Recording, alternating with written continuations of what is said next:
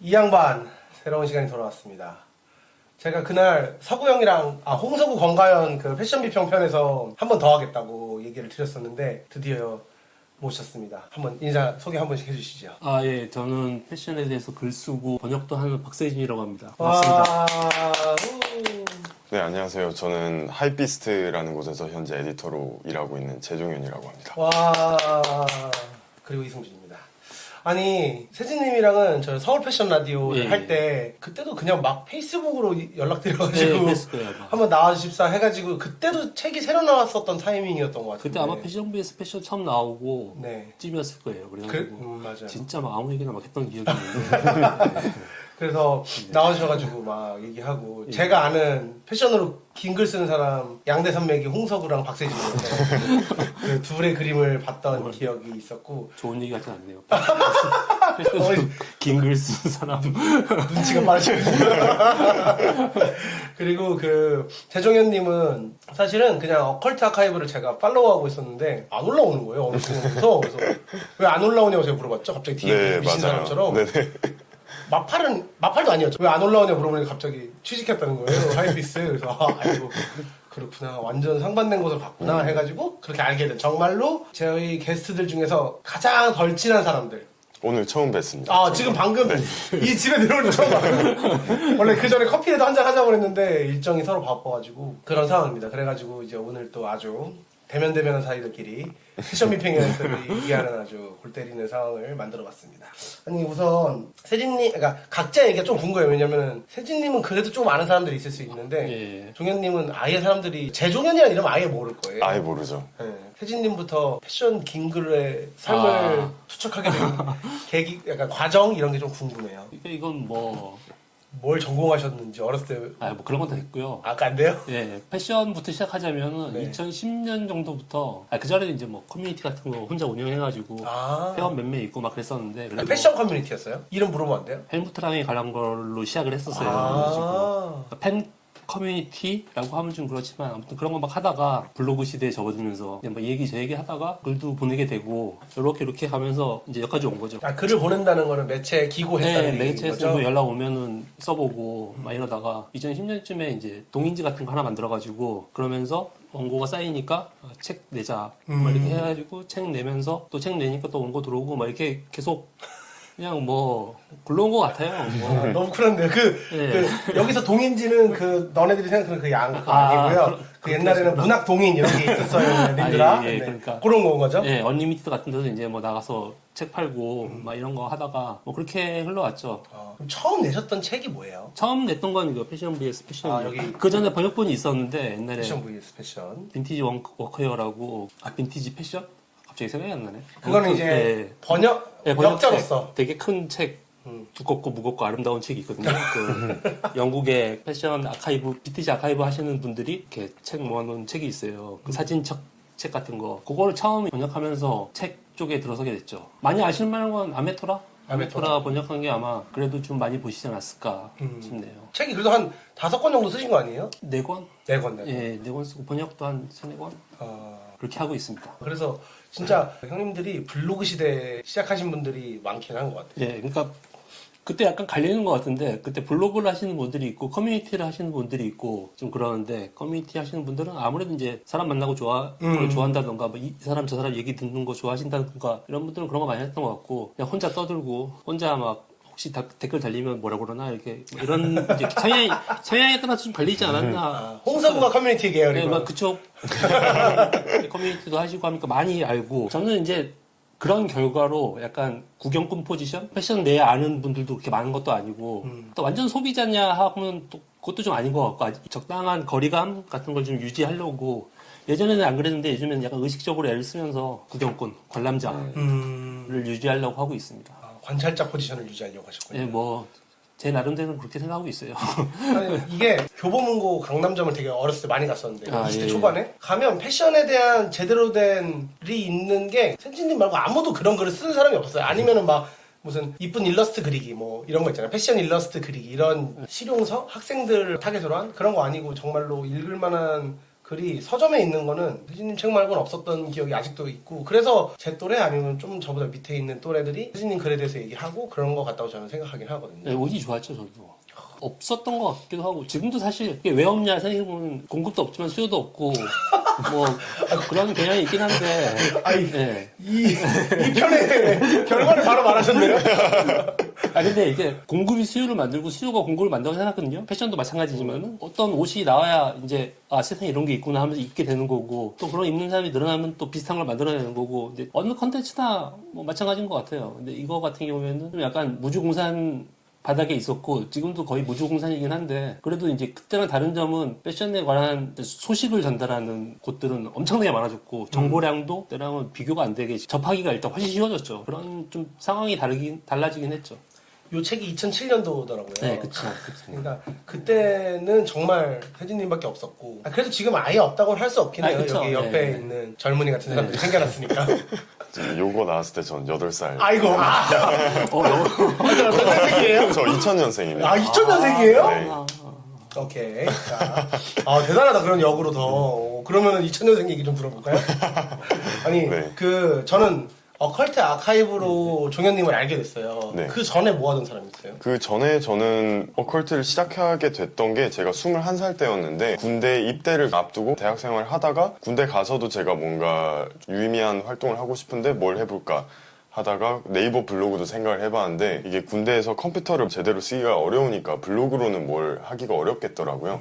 그래서 저희 때는 휴대폰을 쓸 수가 있으니까 그냥 이 얘기가 나오는 걸 소름 돋았어요. 네, 아. 그렇죠. 그래서 인스타그램으로 그냥 뭘 해서 올리자 해가지고 아이폰 메모장으로 그냥 하루에 1시간씩 그냥 제 생각 적어서 올리고 그랬던 게 점점 뭐 1000명, 2000명, 3000명 하면서 늘다가 접게 됐습니다. 그렇구나. 아니, 네. 너무 신기하다. 아니, 처음에는 막 무슨 힙합 음악 장르별로 막 소개하고 이렇게 네네. 좀 관심사 전체를 다루다가 점점 패션으로 완전. 네, 사람들이 좋아해 주는 게 그런 거였기도 하고 저작권에 음악은 걸려가지고 맞아, 다 삭제되더라고요. 아까 얘기하셨던 거 연장선인데 수요 있는 것 같아요. 있긴 있어요. 좀 네, 작은 게 문제지. 근데 한 네. 3만까지는 있을 것 같아요. 인스타 팔로우 3만까지는 어쨌든 네. 네. 많아질 기대합니다.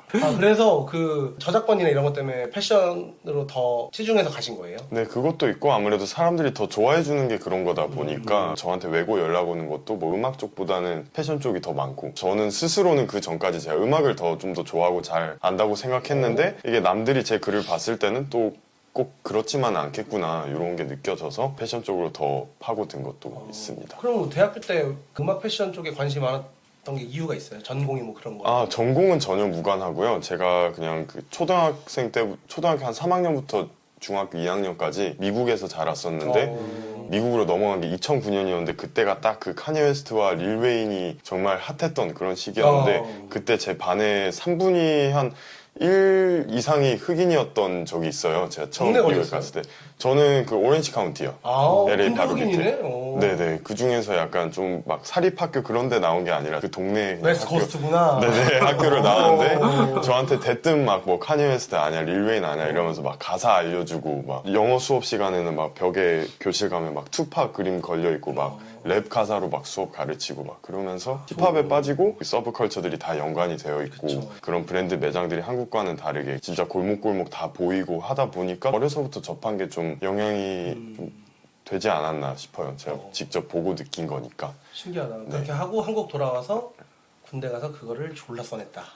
졸라까지는 아니고요. 그냥 저 하고 싶을 때 했습니다. 그래요? 또 막 네네. 뭐 화수목 올라가고 뭐 이런 게 아니었어요? 그런 게 아니고 저는 진짜 아무리 텀이 짧아봤자 한 1, 2주에 하나씩이었어요. 근데 팔로워가 많았다고 생겼군요. 그 운이 좋았던 거죠. 왜냐면 그때는 저 같은 그런 페이지가 거의 없었던 때였어가지고 하나하나 올릴 때마다 반응이 확실하게 오더라고요. 그러니까 저도 보고선 좀 신선하긴 했던 것 같아요. 전 되게 마지막에 팔로우 했던 것 같아요. 네, 그렇습니다. 역시 유학 가는 이유가 있나? 본토에 있었잖아요. 본토네. 어컬트 아카이브에서 하던 건 정말 긴 글로 긴 호흡으로 쓰다가 사실 하이피스트가 이제 옛날 사람들 하이피스트가 다 망쳤다 할 정도로 네. 그 짧은 소식이 계속 올라오는 거의 형태를 하이피스트가 거의 만들었다고 해도 과언이 아니잖아요. 그쵸. 정말 극과 극으로 갔을 때 어떤 흥미로운 경험들이나 생각들 같은 게 좀 궁금해요. 저는 사실 뭐 들어오게 된 이유 중에 가장 결정적인 건 그냥 애초에 제가 어렸을 때부터 진짜 초등학생 때부터 접해왔던 매체고 그만큼 애정이 있어서 들어왔던 게 가장 크긴 한데 굳이 의미 부여를 하자면은 뭐 요리사가 진짜 몇 시간씩 공들여서 스테이크를 굽는 그런 능력도 좋지만 바베큐를 만드는 그런 능력도 좋지만 진짜 필요할 때 전쟁이 났을 때 300인분 요렇게 막 해내고 빨리 사람들 먹이고 그런 능력도 둘 다 가지고 있으면 좀 좋다고 전 생각을 하는데 약간 그걸 미디어에서도 똑같이 되게 긴 글을 써내려가는 능력과 되게 빨리빨리 그냥 뭐든지 콘텐츠를 만들어서 하는 능력 그 두 개를 다 겸비해두면은 뭐든지 다 할 수 있겠다 이런 생각을 좀 하기도 했어요. 네. 멋있네요. 하루 기사 몇 개 쳐요? 저 하루에 요즘은 좀 줄어가지고 웹에 올리는 한참 칠 거 때. 한창 칠 때는 저 하루에 웹 기사 14개까지 14개? 네네. 하루에? 일이 많죠 저희. 그래서 하이피스에서 좀 긴 글 필요할 때 종현 씨한테 하라고 하긴 하겠네요. 저희가 뭐 기획 기사도 있는데 일단 기본적으로 매일 채워야 되는 그런 뉴스 양이 있으니까 근데 그 외 기획 콘텐츠 같은 경우에는 좀 되게 호흡도 길고 예. 그런 식으로 많이 가져가죠. 우선 하이피스를 초등학교 때부터 봤다는 것 자체가 너무 놀랍고 그렇군요. 저는 그래도 그렇게 글에 심도가 있어서 그렇게까지 어리진 않겠다 생각했는데 2000년생이어서 그래서 막 저한테 제가 제 실명이나 얼굴을 제 계정으로는 깐 적이 없으니까 예. 막 DM 같은 거 해서 막 실제로 뭐 만난 분들도 몇 분 있어요. 근데 만나면 다 30대 이상이실 줄 알았다 말씀하시는 분들이 많더라고요. 아 이제 다 까졌네요. 네, 이제 약간 슬슬 이제 제 본명과 뭐 얼굴을 좀 드러내고 이제 좀 하기 시작했어요. 전략적인 접근도 있는 건가요? 전략적이진 않고 그냥 신명의 변화가 때가 생겨서. 됐다 약간 이런. 네. 욕망이 막 맞습니다. 느껴져요. 원래 욕망이 있어야지 야망이 있어야죠. 뭔가 이렇게 진행되고 있는 것 같은 느낌이 들었어요 지금. 뭐 스스로 약간 그런 네네. 아, 느끼기 위해. 중요해요. 중요해요. 네.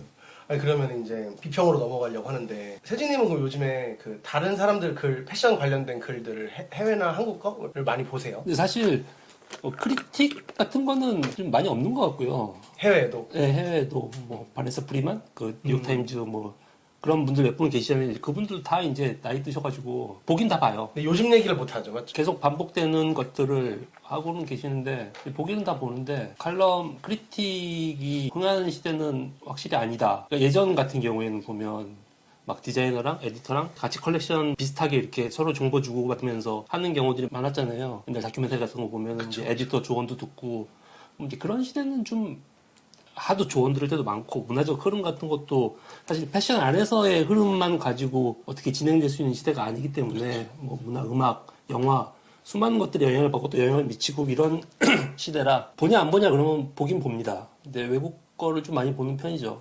예. 추천해 주실 만한 것도 있어요? 추천이요?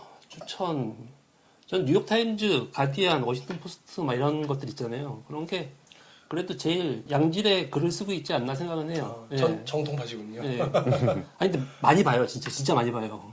볼 수 있는 건 다 보려고 하죠. 요즘 또 되게 빠른 매체들이 많으니까 그런 것도 보고 한국에도 뭐 하이피스도 있고 뭐 대표님도 있고 뭐 네네. 아이템 메가도 있고 요즘에 온큐레이션 막 이런 것도 있고 맞아요. 공급이 늘어나면은 여러 가지가 생기잖아요. 이제 이렇게 흘러가는구나 이러면서 보고 있죠. 예. 보시는 거 있어요?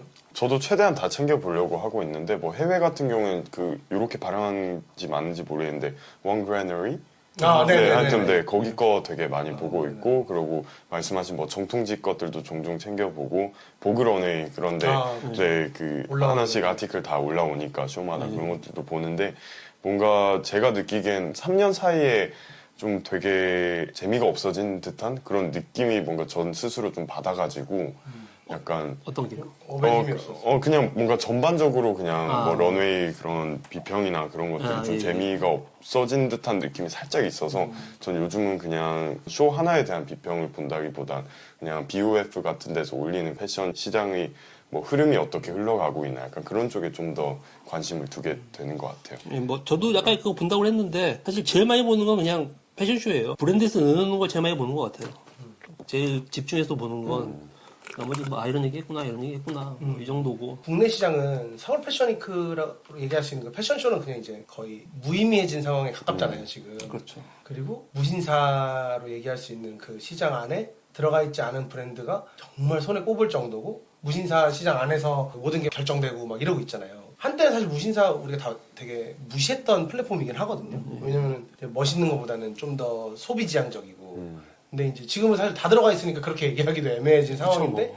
제가 요즘 생각이 드는 거는 그 시장에 있는 브랜드들을 비평하는 사람들이 있어야 또 건강해지지 않나 이런 생각을 하거든요. 근데 그게 이제 한국 시장 상황에 맞는 비평 같은 건데 또 그런 게 너무 안 나오고 있는 거 아닌가 이런 생각이 들긴 드는데 한국 시장이랑 비평이랑에 네. 대한 좀 관계 이런 것들도 얘기 한번 들어보고 싶기는 해요. 단품에 대한 비평이라는 건 사실 별로 의미가 없잖아요. 맞아요. 예, 그렇고 어차피 패션쇼가 중심이 될 수밖에 없는데 패션쇼는 이제 약간 누가 보나 싶은 좀 그런 게 있고 우리나라 같은 경우에 서울에서, 네. 예. 뭐라고 할 말이 없긴 해요 사실. 뭐 패션이 약간 뭐 예술적인 면도 있고 즐거운 면도 있고 또 옷이라는 측면도 있는데 트렌드 막 이런 것도 있고 근데 지금은 약간 트렌드 중심의 시대고 이게 또 지나가면 뭐 딴 게 오겠지라고 그냥 생각하는 편이에요. 예, 최소한 룩북 막 이런 거라도 이제 내면 이제 그런 거는 좀 챙겨보려고 하는데 뭐 재밌는 것도 있고 아 잘한다 뭐 이런 것도 있긴 한데 비평 아직 할 정도가 없군요. 근데 사실 제가 하는 게 비평인가 요새 이런 의문도 드는데 예, 비평이라기보다 그러니까 어쨌든 질문을 하고 답을 찾는 과정을 좋아하거든요. 그러니까 예를 들어서 되게 간단하게는 뭐 나 뭐 입지, 나 뭐 사지, 어떻게 입지 이런 거 가지고 이제 나오는 질문에 대한 답이 뭐 스타일링에 대한 책, 뭐 글, 뭐 코디에 대한 글 조금 더 들어가면 이 옷은 어디서 나왔지? 뭐 이렇게 되는 거고 좀 더 들어가면은 뭐 이게 어떤 흐름에서 나왔지? 라든가 지금 패션쇼나 뭐 새로운 룩북 보고 이 사람들 지금 뭐 하는 거지? 지금 이 흐름이 이런데 여기서 이런 걸 한다. 결국 그런 걸 찾는 정도? 우리나라 환경도 막 뭐 칭찬이든 비판이든 그런 거를 할 만한 상황 자체는 여전히 아닌 것 같고요. 예. 그러니까 뭐 BTS 같은 패션에서 그런 브랜드가 나온 다음에 생각해 볼 만하지 않을까. 아직 예. 한국에서 BTS는 안 나왔군요. 패션 좀 그렇지 않나요? 되게 좀 아쉬운 점이긴 해요. 그 요새 가끔씩 얘기 쓸 일 있으면 많이 하는데 영화, 패션, 음악 뭐 이렇게 같이 가잖아요. 드라마, 영화, 케이팝은 이렇게 올라갔는데 이게 사실 잘 못 따라가고 있는 느낌이 좀 있잖아요. 딴 데에 패션이. 비해서. 예. 워낙 스타일링 중심으로 좀 가기도 했고 한국에서 유명한 분들이 YG 이런 것도 그렇고 이렇게 사들여가지고 제조업해가지고 이렇게 코디네이트하는 스타일링하는 식으로 케이팝이 워낙 발전해 왔기 때문에 영국이나 이런 것처럼 막 디자이너와 음악 장르를 결합한다든가 이런 게 그렇게 크지 않고 또 사실 그게 먹혔잖아요. 그게 이제 딴 나라 사람들한테 뭔가 자기가 익숙한 것들이 좀 다르게 보이게 만드는 이 결정적인 그거 있잖아요. 지방시 같은 게 뭐 옛날에 빅뱅이 지방시 막 입을 때 자기네가 되게 익숙한 아이템인데 약간 다르게 소화되는 그게 이제 약간 뭐라고 할까 익숙한데 다른 느낌을 받고 그게 세계화가 된 이제 원동력 같은 거라고 생각하거든요. 근데 그때는 한국 디자인 역할이 그렇게 너무 크지 않아가지고 같이 발전하는 데 있어서 조금 뒤처지지 않았나 싶어요. 지금 이제 많이 끼고 있죠. 요새는 그래도 예. 그 인스타그램 시대로 바뀐 다음에 예. 인스타그램 시대에서 성공한 패션 브랜드들이 있다고 생각하긴 하거든요. 아 예. 물론 이제 그 전에 우영미 선생님의 그 우영미 파리가 그건 이제 있지만 너무 오래됐으니까 사실 그건 이제 역사가 네.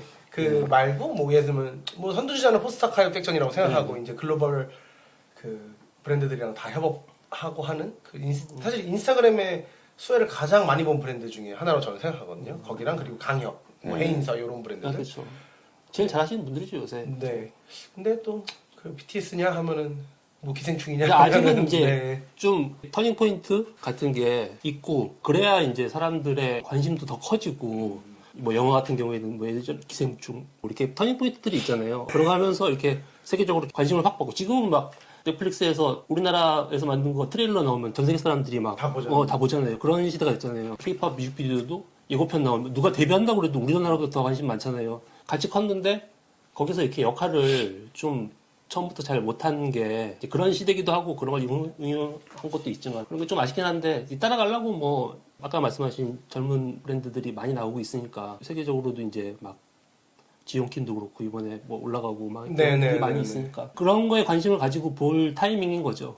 다시 말씀드리면 비평은 굳이 아, 약간 지금 회의론자시군요. 예, 약간 지금 상황에서는 뭐 하나 약간 이런 거에 관심을 가지고 아 이분은 이런 걸 하는구나 저분은 저런 걸 하는구나 예, 지금은 집중하는 타이밍인 것 같아요.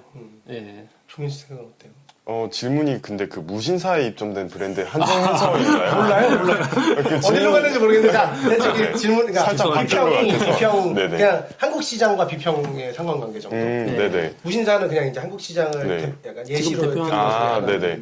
저는 일단 한국 시장도 당연히 뭔가 비평이 있어야 좀 성장도 있을 거라고 생각을 하긴 하는데, 저도 세준 작가님 의견에 좀 동의하는 게 어느 정도 훨씬 더 규모를 키운 다음에 비평의 순서가 올 수 있지 않나 이런 생각도 드는데, 반면 뭐 또 당장 지금 국내 브랜드에서 내놓는 그런 캠페인이나 뭐 룩북의 수준들이 저는 근 한 3, 4년 사이에 정말 되게 높아졌다고 저는 생각이 들어서, 물론 걔네들이 뭐 쇼를 제대로 하고 그런 건 아니지만 오히려 그런 캠페인 화보들에 대한 그런 비평이나 그런 것들을 좀 많이 주목해 봐도 네, 괜찮지 않나 이런 생각이 들더라고요. 인상 깊었던 캠페인들 국내 브랜드들 중에 혹시 네. 몇 개 얘기해 줄 수 있어요? 일례로 가장 최근에 본 거는 그 오픈 YY 그 푸마 스피드캣 그 캠페인인데, 되게 뭔가 그 혼란스러운 그런 상황을 연출해서 하시는 분이 이번에 맡았는데, 막 모델들 막 뛰어댕기고 있고 가운데 막 불 나고 있고 막 그런 건데, 그걸 좀 적당히 산뜻하게 중화시켜가지고 이 캠페인 화보를 찍으셨더라고요. 그래서